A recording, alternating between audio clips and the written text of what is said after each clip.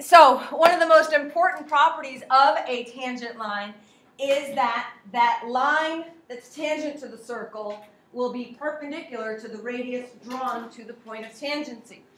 Which means in problem 1, since segment ED is my tangent line and segment OD is the radius drawn to the point of tangency, I have a right angle here. Which makes it wildly, ridiculously easy now to find the value of x, because of course this uses a fact that's tattooed on your soul, that the three angles of a triangle add up to 180. Thank you.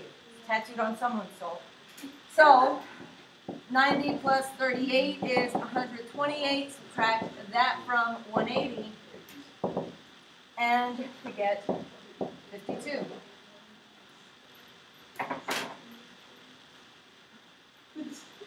There's a your turn that uses the same property on the next screen. It will be a Centillo question. However, if you are already looking ahead at it, you may notice, but Mrs. Clouse, that's not a triangle. And you're right, it's a quadrilateral. So its angles don't add up to 180. They add up to 360. That's what you're using. Wildly easy stuff. It's a multiple choice Centillo question. There's more than 9 of you here. Please make sure you're logging Centillo on.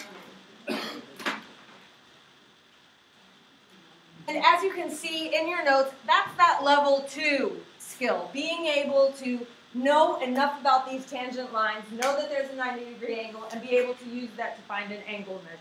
The bulk of our lesson, however, has to do with using tangent lines to find segment length, which you see right there in skill level 3. So in problem 2, we have Jasmine riding in an airplane, and you ever notice when you're in an airplane you can see a whole lot more earth than you can when you're just standing on the ground? Because that tangent line between your eyes and the horizon is just that much longer. So realize what's happening in this problem. Here's the earth. Here's Jasmine, 6.5 miles above the earth. And in the airplane, she can see to that point of tangency.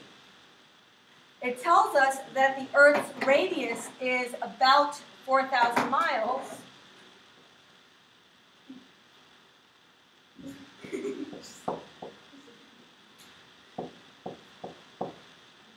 And they're asking us, how much Earth can she see?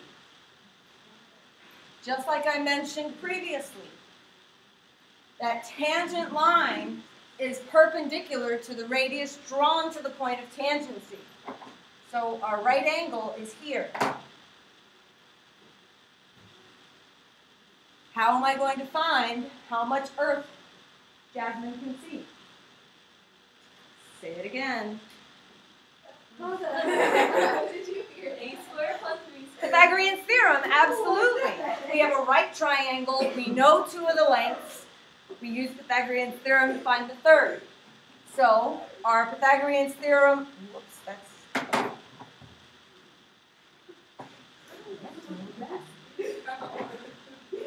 They're not ears, they're radar. Okay, so 4,000 squared plus x squared equals, what's the length of the hypotenuse? 4,006.5, yes.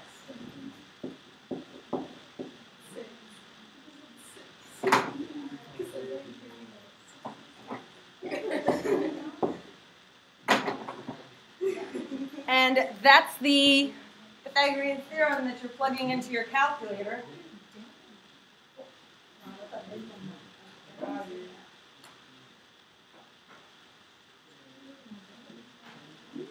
And to the nearest mile, I have that she can see 228 miles.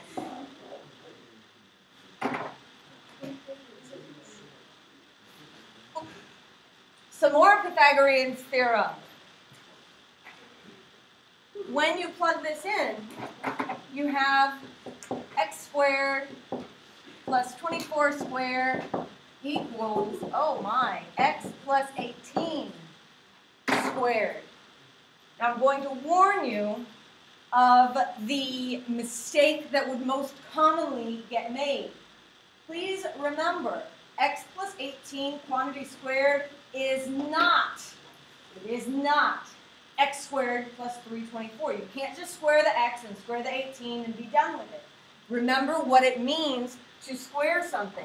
It means that you're taking something and multiplying it by itself. You look at these two binomials right next to each other, and what clean four-letter word do you think of? FOIL. First, outer, inner, last. Remember your algebra? Come back to haunt you. First, I'm clarifying. First times first gives me x squared. Outer is x times 18, that gives me 18x. Inner gives me another 18x. So when I combine those like terms, I get 36x. And then 18 times 18 does give me the 324 that you previously anticipated. And then I just simplify the left-hand side, and I have x squared plus 576. And some of you might be looking at this equation and thinking, oh, I hate quadratics. Well, you're going to see them again in Algebra 2 next year. But the good news is, look at this equation. Something fantastically convenient is about to happen. Say that again, Haley. The x squareds cancel out, and I'm just left with a nice, pretty linear equation. So 576 equals 36x plus 324. 36x is 252. So x is 7. Turn just like it. It's a Centio question. I'm telling you right now, your answer will be a decimal.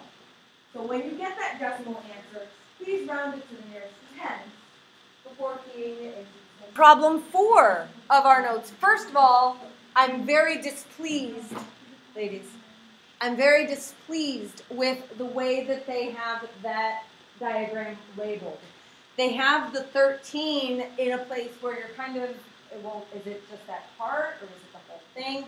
I'm going to tell you it's the whole thing. I'm also going to tell you on the problems in your textbook, like this problem, the number that they're giving you is appropriately placed. It's right in the middle of the segment, so it is referring to the whole segment. All right, so in this problem, unlike the last few problems, in this problem, I'm not trying to solve for a missing segment length. What I'm being asked is simply a yes or no question. Is this segment tangent to the circle? In previous problems, I knew that the segment was tangent and I was using that to solve for a missing segment. What am I doing here? Pretty much the opposite, but I'm still using the same principle. I'm using the fact that if it was tangent, then what kind of triangle would MNP have to be? A right triangle. So what we're doing basically boils down to checking whether it's a right triangle by plugging the numbers into Pythagorean theorem and seeing if it works. So let me put a question mark up here because that's what we're checking for. We're checking if 5 squared plus 12 squared equals 13 squared. And as it turns out, it does. So our answer is yes. As far as an explanation goes, since the instructions say explain, the work that we showed was an adequate explanation. That's all you would do. It's a yes or no question. You're plugging the numbers into Pythagorean theorem to see if it works. Is P a right triangle? If MN was tangent, then angle N would be my right angle. And since it's impossible for a triangle to have two right angles, you look like you just answered your own question. Okay. Have what we need from here. Okay. The last property of a tangent segment has to do with segments being congruent. And before we get into problem 5, if you need a completely separate diagram from a problem in order to process new information, here's the diagram as well drawn as I can get it since my screen is not cooperating. There's my point. And there's my point. What this property says is if I have two tangent segments from the same exterior point, those two tangent segments will end up being congruent. So in problem 5, since circle S is inscribed in this triangle, what that means is that it is tangent to all three sides. So you might see L as a common exterior point. M is a common exterior point.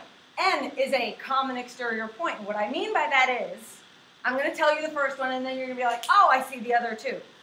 LR is congruent to LO. So I know the length of LO is 8.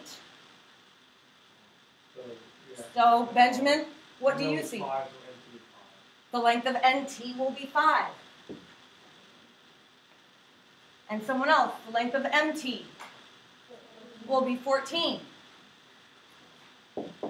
And since this problem is asking me for the perimeter of the triangle, all I have to do is add everything all the way around. So that's 16, 30, 40, 54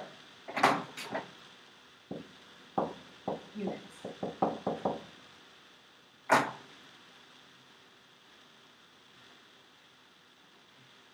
In the your turn problem like this, the same idea, except this time you're given the perimeter, and you're asked to use that to find the missing side length. We have what we need from this screen. That's all the problem was asking us for.